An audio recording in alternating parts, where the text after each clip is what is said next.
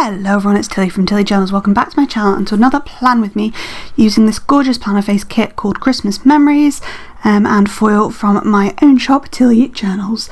Except this is foil that hasn't been released and won't be released because the foils don't foil very well and the kit needs some reformatting before it is released. I do PR for Plannerface, where the kit is from, so you can use Tilly to save 10% and I do get a discount for promoting her stickers.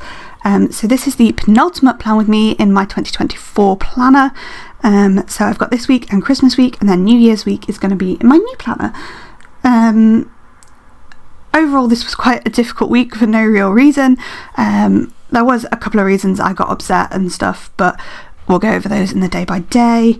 I used two different foil colours. One is like a mixture of silver and like different colours, which I thought matched the kit really well, and one is like a red and silver foil.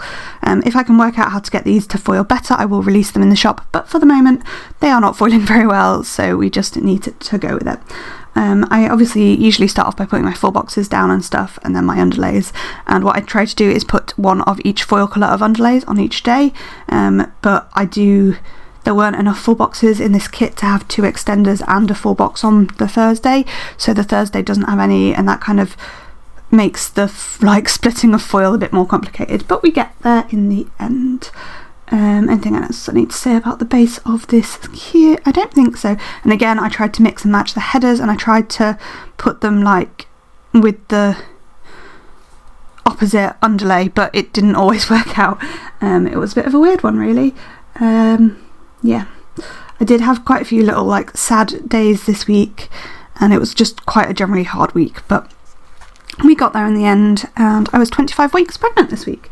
And I think that's all I've got really to say about the base, so we're gonna get into my reads. And I did finish 4 books this week, which is nice. It's always a good number to finish.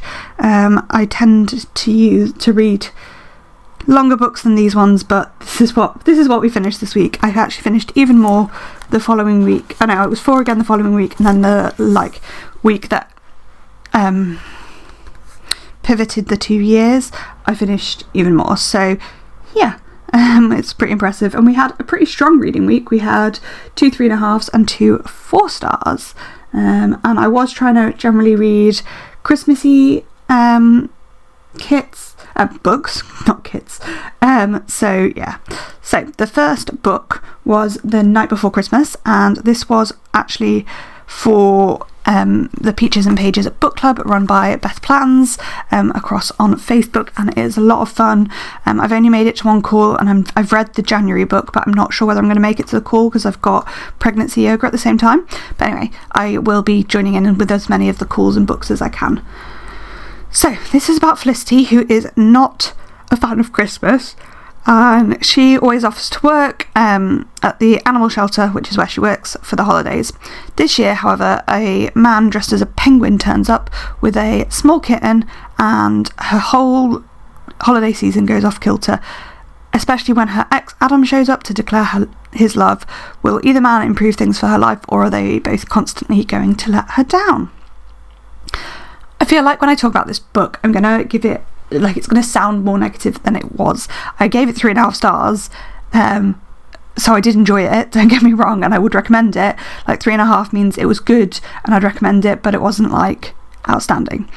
A lot of very random things happen in this book, and that's one of the things we talked about in the book club chat, is that the whole book is really a series of random events, and it doesn't really make sense how they fit together when you talk about it, but actually they did, and it worked really well. I always love animals being involved in books, so the little spots of the animal shelter were really fun, but there were elements I didn't like. The whole situation with one of her friends, Bex, and how that resolved didn't sit right with me. There are lots of aspects that aren't really resolved, and I do think it kind of pulls a few too many plot points in, so some of them weren't really resolved satisfactorily, but that is how life works, so maybe that is what the author was going for. I don't know. It's a nice cozy read. I would recommend it. And just for interest's sake, I was reading 2 books at once at this point, and they both had exes called Adam, and I just thought that was really interesting. and it did cause me some confusion. I pretty much always read 2 books at once, and I very rarely get them confused, but this is one of the times where I was like, wait, which Adam is this? So yeah, there's that. The next book I have to talk about is Merry Ever After by Tessa Bailey. This was part of the Amazon festive little collection of novellas, and it's about Evie, who is new to town and working in a thrift/charity shop, and Luke keeps coming to try and find some jeans that fit him, but actually it's to see Evie. Luke wants to be with Evie, but Evie has learned that she can't really rely on anyone and doesn't want to be anything more than friends with benefits. So a lot of people hated this, and if you go in not knowing that Tessa Bailey is kind of known for super steamy books, you won't enjoy it, because it is very steamy and it's only a 60-page book, so there's gonna have to be some element of insta love, because of course half of it is going to be steam. And honestly, my problem with novellas generally is that there is going to be insta-love, and it's not one of my favourite tropes.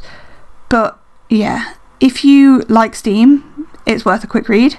It won't take you very long, and if you don't mind insta-love, you'll probably enjoy it. But I know a lot of people didn't enjoy this for those reasons. So I gave it 3.5 stars in the end. Next up, we have The Guest List by Lucy Foley, which I gave 4 stars. This was my non-festive read this week. So this is about Jules and Will's wedding. They get married on an isolated island in Ireland, and you follow 3 of the guests and the wedding planner. The wedding planner and Jules, the bride's journey through the wedding, where someone ends up dead, and there are secret lies and motives flying everywhere.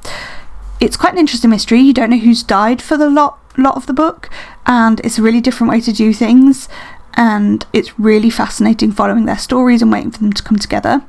I found 2 of the character, Hannah and Olivia's, particularly gripping, and that kept me reading because I was kind of indifferent to the other 3 characters we got the point of view of, either because it felt like a plot device or because I didn't really like them, and I find it quite difficult to read things where I don't like the person. So I was not a big fan of Jules the bride or the wedding planner, but I liked the twists in this and how it came together. I thought it was really interesting and quite a lot of fun, and it kept me guessing till the end, which I always love in a mystery/thriller. So I gave it 4 stars. And the final book I read this week was a shorter audiobook, which was The Christmas Party by Catherine Croft. Kind of annoyed at myself that I put Xmas in the sidebar because it is called The Christmas Party, but oh well. I again gave this 4 stars. So 12 years ago, something happened on Christmas Eve that fractured a friendship group of 6. This Christmas, they all regather to help them move on from the events of that night, but not everybody's being forthcoming, and at least one of them is hiding a huge secret. It's engaging, it's a quick audiobook. My husband got hooked on it too, and we listened to it together, which improved my enjoyment of it because I got to share it with him. I saw the ending coming on pretty early, but there are still some fun twists and turns to get there, so I didn't mind that I'd kind of guessed the ending very early. It's a very nice, easy Christmas-themed mystery that's worth picking up. There's nothing groundbreaking about it, but I love a closed circle mystery, and this was a good one. So again, I would highly recommend that. And that is it for my books this week. We will talk about the next few books I read next week. So let's get into the day by day, because I've nearly finished putting the boxes down, so I've been quite chatty so far. So on Monday, the first thing I've marked in is that I was sleepy. I had a sleep in, and I was absolutely exhausted. I always find on worse mental health weeks I'm more tired. I don't know whether it's a correlation or a causation, or which way around the causation is, but there is definitely a correlation between how tired I am and how much I slept.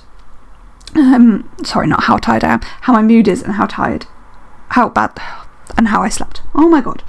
Then I went to Aldi and did some shopping, and then I just had a complete meltdown, and I really can't actually remember about what, but I was just not in a good space, and then it led to me bickering with my other half, Soshi, who is literally one of the most understanding people ever. So it's when we argue, it's normally I don't know, it's not something that happens often. So we then had a cuddle and talked it out, and I just marked that I was really in my feelings and really struggling because of all of that. So I kind of decided to write off the rest of the day, and all I did was do some crocheting.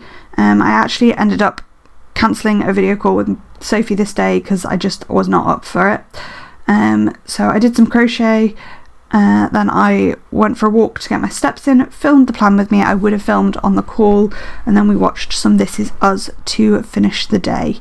So yeah, that was my Monday. On to Tuesday, I was sorting out addresses for Christmas cards, and then I went and had a blood test which showed my iron levels were dropping despite being on iron, so my iron was increased. Then I started writing some Christmas cards, and I put up the Christmas tree, which was nice. Then I was reading a bit of the night before Christmas, did some more crochet. I was crocheting quite a lot at this point because I was trying to get my nephew's 2 jumpers finished, ready for him. And then for guides this week, instead of normal guides, we took them to see the pantomime, which was Beauty and the Beast. It was classic panto like cheesiness, and it was quite enjoyable. Then when I came home, we did watch some This Is Us. On to Wednesday, I was getting some back pain, probably from pregnancy, and then I did some reading, probably read the entirety of Merry Ever After. Then had a midwife appointment, and baby's heart rate was 150. There was actually some sugar in my wee at this point, which I didn't think anything of at the time, but will come back to be important in the future. Baby's heart rate was 150. It was very nice to hear their hearts. It was actually with a different midwife to the one I've seen every other time, and yeah, it was a bit weird. I don't know, I just felt like we didn't have the same rapport, but that's fine. Like, we don't need to have that rapport, it's absolutely fine. Then when I got home, I did some more writing of Christmas cards. I was really trying to get them finished because they needed to go out this week. Then I did some more crocheting to sort out my nephew's presents, edited and voiced over a video, and then had some planner time, probably my memory planner, to finish off the day. On to Thursday. By the way, this week I was off sick from work. That's why there is no work marked in. I went into work on the 12th the week before, and then I just realised I was really struggling, so took a week and a half off via a sick note, and then I had some annual leave afterwards, so that's how bad my mental health was at this point. Just as a little aside, I really, really was struggling. So in the morning we went on a little bit of a drive. So she drove and I was just being a passenger princess. We obviously got Macca's breakfast on the way, because what else do you do when you go for a drive over an hour?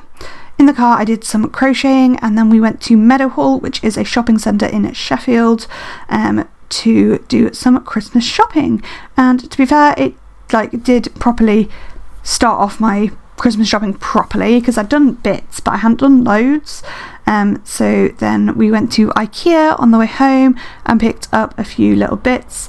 Got lunch at IKEA. My husband had the meatball meal, and I just got some chips with IKEA meatball sauce, which I love IKEA meatball sauce. I think it's so tasty.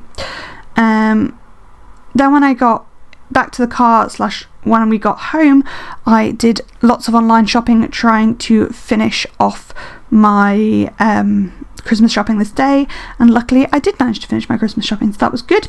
Then it was time for the Peaches and Pages book club call. So there were 4 of us on it, and it was really, really lovely, and that's when we were discussing The Night Before Christmas, which obviously I talked about earlier in this video.